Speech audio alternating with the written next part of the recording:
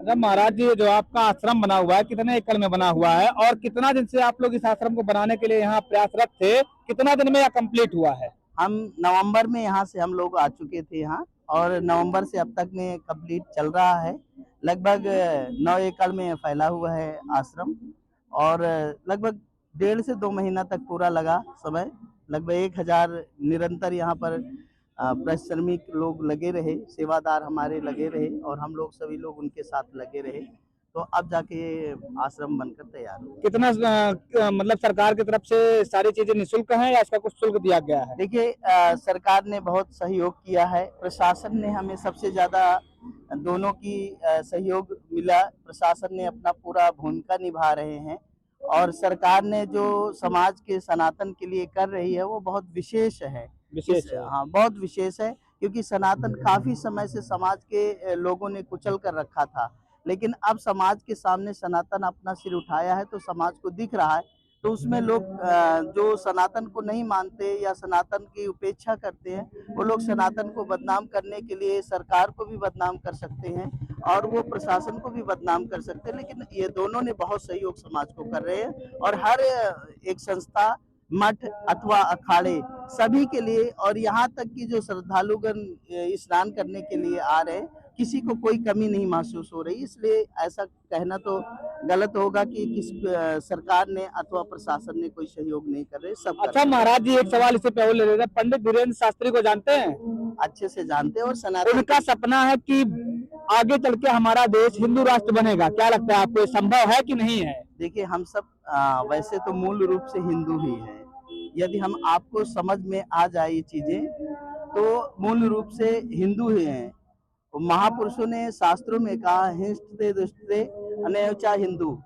जहाँ हिंसा और दुष्टता खत्म हो जाती है वहाँ हिंदू है।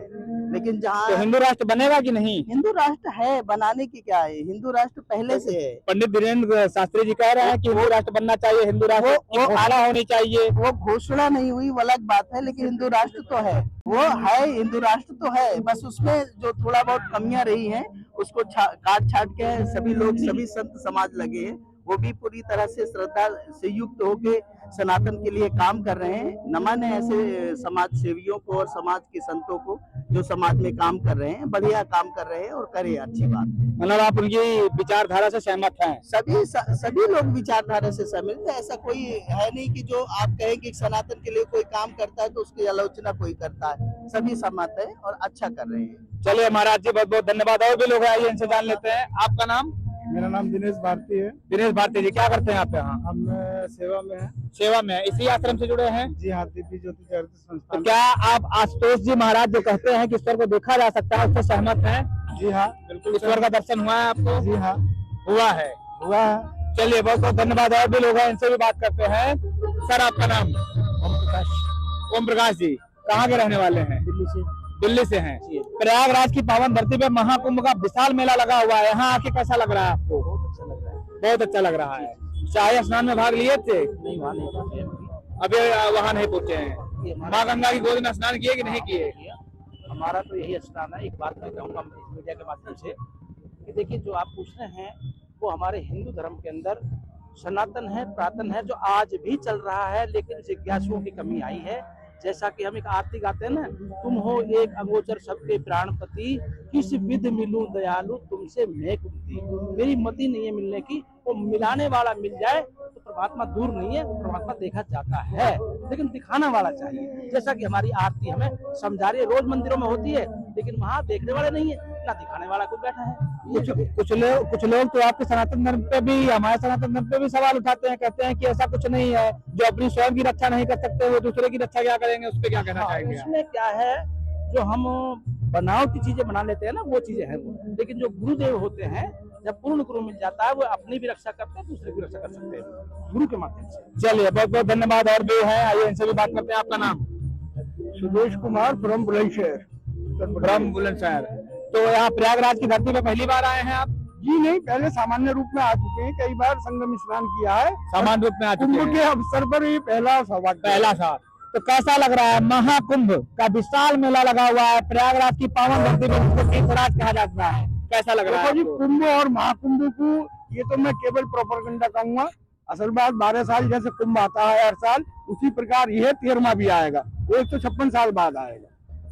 तो ये तो केवल एक प्रोपेगेंडा बना दिया जाता है कि जिससे कि लोगों में श्रद्धा बढ़े, भावना बढ़े, सनातन का थोड़ा सा और प्रचार हो जी। वरना कुंभ कुंभ है, पर ये पूर्ण कुंभ है। एक अर्ध कुंभ आता है, ये पूर्ण कुंभ, ये पूर्ण कुंभ है। इसका पुण्य क्या है? इसका पुण्य ये है कि अमृत के लिए हम लोग तरसते हैं, देवताओं ने अमृत सुरक्षित रखा है, और वो अमृत इस तिथियों के मिलन से यहाँ पर उद्गित होता है, जिसका हम लाभ लेते हैं, ये कुंभ है। और आपने एक सवाल पूछा हिंदू राष्ट्र का, तो मैं आपको बता दूं, हिंदू राष्ट्र, इस देश का नाम हिंदुस्तान है। हिंदुस्तान का मतलब है हिंदुओं का स्थान। लेकिन हिंदुस्तान अब कहाँ है? अब तो भारत है, इंडिया है, हिंदुस्तान कहाँ है? इंडिया कर दिया हिंदी वालों ने, भारत कर दिया सनातन वालों ने या सामान्य हिंदी वालों ने। और देखो आपको एक बात बताऊं, ये मेरा प्रयास चल रहा है राम राम का, ये मैंने 4.5 करोड़ राम राम लिख दिया है। दिखाइए भैया, थोड़ा नजदीक से दिखाइए आप, समझे। और ये अभी भी गंगा के घाट बैठ पे 1 घंटा लेखन करूंगा, ये यही आश्रम का लेखन है। 4.5 करोड़ श्री राम लिखने का मतलब क्या है? इसका मतलब यही है कि अपना देश हिंदुस्तान हिंदू राष्ट्र बन जाए। तो क्या ये लिखने से हिंदू राष्ट्र बन जाएगा? बिल्कुल बनेगा, 101% बनेगा। विश्वास है आपको बनेगा? बिल्कुल। ये इसी तरीके से हाथ से ही लिखा जाता है, कलाकृति जरी दिख रही होगी आपको, परंतु एक एक चीज हाथ से है।